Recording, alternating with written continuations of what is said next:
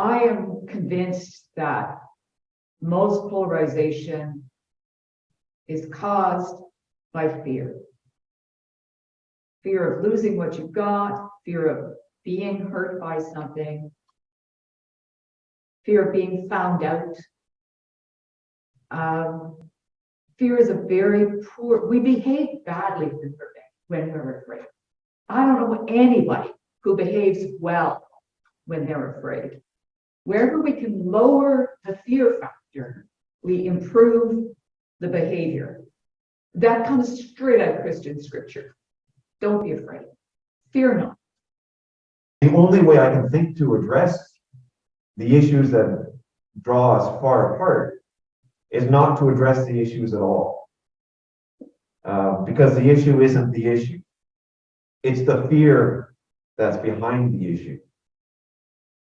And if we respond to the fear behind the issue with love, with caring, then maybe we can make the polarization go away. You're trying to protect yourself, that group you belong to. And therefore, everything that tribal said is right, everything else is wrong. And we have to realize something, that we could be wrong. That it's not a rhetorical question. And that it's our job to find the answer to that question. How can these people not see what I'm seeing? For Baha'is, unity is the essential principle, actually. It is one human race. So all of those prejudices we have to get rid of them. We need to recognize that those differences are so important. Just like a garden, right? You have beautiful different flowers and different plants. You need that. Otherwise, the garden, if it has just one kind of plant in there, it's going to be ugly. Often when you see kind of intense reactions and polarizations, somebody's feeling threatened. Somebody's feeling like there's a big problem that's going to hurt them or their people. And so they're ready to defend that immediately because that threat is perceived. And I think some people who mature, who develop, who accept the complexity of life, start to relax in the idea that I'm not going to be threatened, I'm not going to be killed, I'm not going to be hurt just because somebody else is different. But that requires some development, that requires some maturity, that requires some awareness, requires some education, it requires, just to be able to get to the place where you go, oh, it's not so bad. These folks are just like me, and I can connect with them, and it's okay. So I've heard a lot of people talk about fear here today, and I think that yes, polarization does come from that fear, but I think that fear is caused by the unknown. And building on what my colleague just now said, I think that unknown is we don't know our neighbors anymore.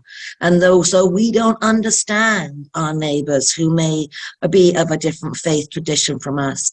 So how do we diminish that fear? Perhaps it is by getting to know, crossing the street and thinking of the parable of the Good Samaritan. Let's cross the street and get to know. Often, polarization comes out of not caring. And it comes out of fear, and it comes out of pride. When we are strongly opposed to and judging others, it's often that we're neglecting to see what might be going on for them. All we're seeing is what's going on for us, and we're standing our ground in opposition to them, often taking offense where none needs to be taken. It might be intended from the other side, but it doesn't need to be taken by us. And the remedy for that is the caring and compassion, and to see how the other person might be coming from a place of woundedness or a place of fear themselves, and that we might actually have the ability to heal that by caring and loving and not judging, as opposed to staunchly protecting our own territory. We are having people of all different kind of backgrounds, but when they get together and they see people who have less than they do, and they're working together towards that common good, they are united. We agree to disagree on a lot of things. However, the pressing need and the thing that we're there for, which I call them back to center on, is to help those who are less fortunate. So I'm seeing a lot of unity kind of come from that. conflict is never equal. That it's never two people groups saying, I disagree with you, I disagree with you. That would be fun. It's never that. It's this sort of desire for preservation, a sense of guarding that comes from being teeny tiny in a big world where the people around you think that your thing is theirs. We talk about agreements, disagreements, conversations, dialogue, debates, or whatever you want to do. But then we are talking about it from a very wide context, especially in the context of Canada. In our reality, multiculturalism and people of color, BIPOC context is the reality. Being a colored person, can you afford to disagree like the other is a huge, big question. That's the elephant. And what happens is many times people of color hold back in expressing themselves. They need to agree to survive a lot of times. And that is the reality. But then again, how can we get over this? It's primarily by creating safe spaces for those that are different. It's wonderful that I can say this here, because this is a safe space. Not all spaces are that way for people. Is an answer to one world, one family, an answer to this greed and fear. And the answer to that is simple. And yet it is very profound. The answer is love. The answer is God. The answer is the higher self within us. Whichever way you call it, is the same thing. Is that great divine presence that vibrates in every particle of the universe. And to overcome this thing in this age, in these difficult times, to really unite us, it's not just searching for commonality, it is realizing the commonality. We realize we are all gifted by divine grace with this human birth, with the ability to think and feel, and most of all, we share the elements, earth, water, fire, air, space, that's been gifted to us, and not only around us, all around us, within our body.